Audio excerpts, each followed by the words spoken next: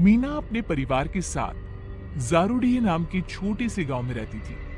गांव में 12वीं तक ही पढ़ाई की सुविधा होने के कारण मीना बड़ी उदास थी। शाम को खेत से लौटकर श्यामल मीना से कहता है, मेरी लाडो रानी को क्या हुआ? इतनी उदास क्यों है? मेरे रिजल्ट आ गए हैं बाबा, 80% नंबर आए हैं मेरे। ये तो खुशी की बात है बेटी। पर मुझे आगे पढ़ना है बाबा, और गांव में तो आगे पढ़ाई की सुविधा ही नहीं है। हट पगली, इतनी सी बात से उदास होती है? मैंने इसका उपाय पहले से ही सोच रखा था। मेरी मीना शहर जाएगी और वहाँ अपनी पढ़ाई पूरी करेगी।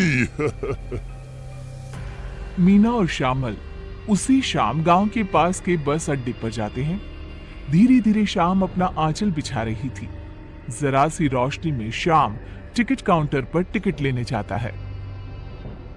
भाई, शहर जाने का एक टिकट तो देना। आपको शहर जाना है? अरे नहीं नहीं नहीं भाई, मुझे नहीं, मेरी बेटी को।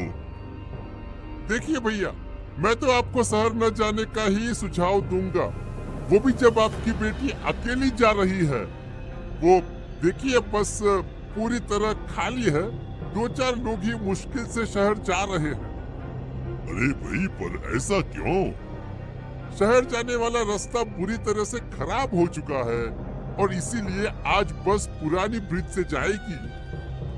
हाँ हाँ भाई, तो उससे क्या? आपको नहीं पता? अरे भाई, वो ब्रिज भूतिया है। आप ये क्या बातें कर रहे हैं अंकल? ऐसा कुछ नहीं होता। बिना कुछ सोचे समझे टिकट लेकर मीना बस में चढ़ जाती है। धीरे धीरे बस शुरू होती है, पर अचानक ही मौसम खराब होने लग जाता है। हे भगवान, सफर शुरू भी नहीं हुआ कि आत्माएं अपना असर दिखाने लगी।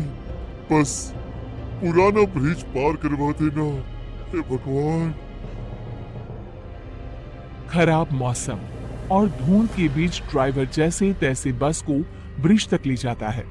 ब्रिज पर पहुंचते ही बस रुक जाती है। लो लो लो लो लो लो, आ गए वो। अब सब बनेंगे, सबके सब बनेंगे। अरे तुझे मैंने बोला था ना चुप रहने को, ऐसे तो बाकी सभी को डरा देगा तू। चुप हो जा।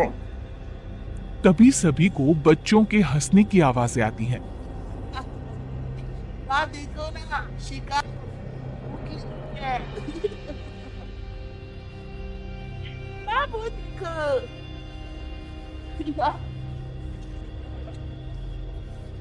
ये किस चीज की आवाज है? ये बच्चे कहाँ से बोल रहे हैं? वो आ गई, वो आ गई।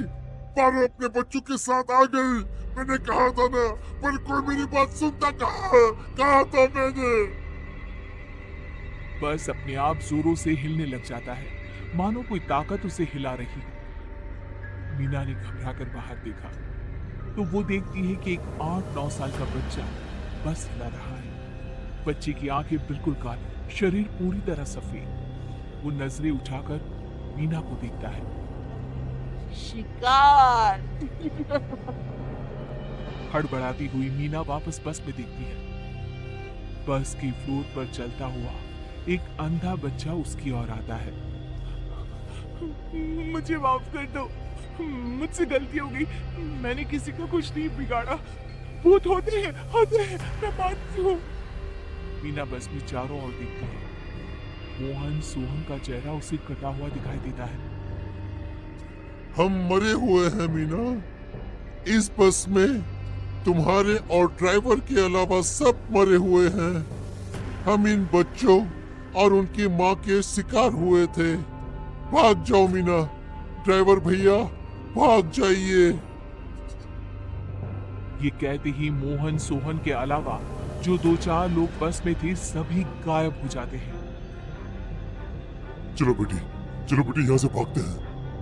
मैं तो काम को लेकर मजबूर था, पर तुझे क्यों आना था इस बस में? ये लोग कौन हैं और हमें क्यों मारना चाहते हैं भैया? बेटी, ये ब्रिज भूतिया है। यहाँ एक औरत और उसकी 2 बच्चों की आत्मा भटकती है। उसका एक बच्चा तो अजन्मा ही है। बहुत बुरी आत्माएं होती है बेटा, बहुत बुरी। फिर कोई तो कारण होगा, वो लोगों को परेशान क्यों करती है? ऐसे ही तो वो लोगों को नहीं सताएगी। ऐसी आत्माओं के लिए कोई जगह नहीं होती, जहन्नुम में भी इनके लिए जगह नहीं होती। ड्राइवर मीना का हाथ पकड़कर बस से उतरता है और भागना शुरू करता है। भागो भागो बेटी, भागो यहाँ से। तभी उन दोनों के सामने पारो खड़ी हो जाती है। उसका चेहरा ऐसा कि देखकर मन से सारी खुशी छिन्न भिन्न हो जाए।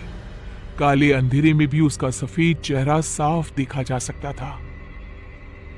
शिकार करो बच्चों, मेरे लिए सर का हिस्सा छोड़ देना। पारो के दोनों बच्चे ड्राइवर के कंधे पर कूद पड़ते हैं और उसे मारने पर उतारू हो जाते हैं। अगली बारी तेरी बच्ची। मार देना हम दोनों को, पर पहले मेरी बात तो सुन लो आंटी। आपकी ये हालत किसने की? मैं आपकी मदद करना चाहती हूँ पारो आंटी। आप क्यों भटक रही हैं? आपके बच्चों की ये हालत किसने की? भले मैं आज मर जाऊं, पर ये जान कर रहूंगी कि एक माँ इतनी बुरी क्यों बन गई। जहां ये ब्रिज है वही मेरा घर हुआ करता था। एक कॉन्ट्रैक्टर ने धोखे से मेरे घर के कागजात पर मेरे पति के सिग्नेचर ले लिए और हमारा घर गिराकर ब्रिज बना दिया। कुछ दिनों में मेरे पति की भी मौत हो गई। घर के साथ साथ घर चलाने वाला भी चला गया। गर्भवती हालत में मैं ब्रिज के किनारे ही अपने बड़े बेटे के साथ रहने लगी। फिर एक दिन एक गाड़ी की चपेट में आकर मेरी मौत हो गई। उसके बाद से मैंने कभी किसी गाड़ी को यहां से जाने नहीं दिया। अब होगा इंसाफ उस कॉन्ट्रैक्टर का, उसे जेल और आपकी आत्मा को शांति। बहुत हुआ इस मौत का खेल। शायद आज ये बस इस ब्रिज पर आपको आजाद करने ही आई है।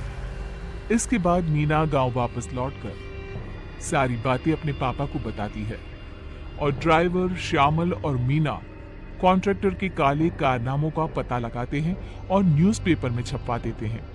पारो के साथ साथ उस ब्रिज में मरे हर इंसान की आत्मा की शांति करवाई जाती है और ब्रिज हमेशा के लिए आत्माओं से आजाद हो जाता है।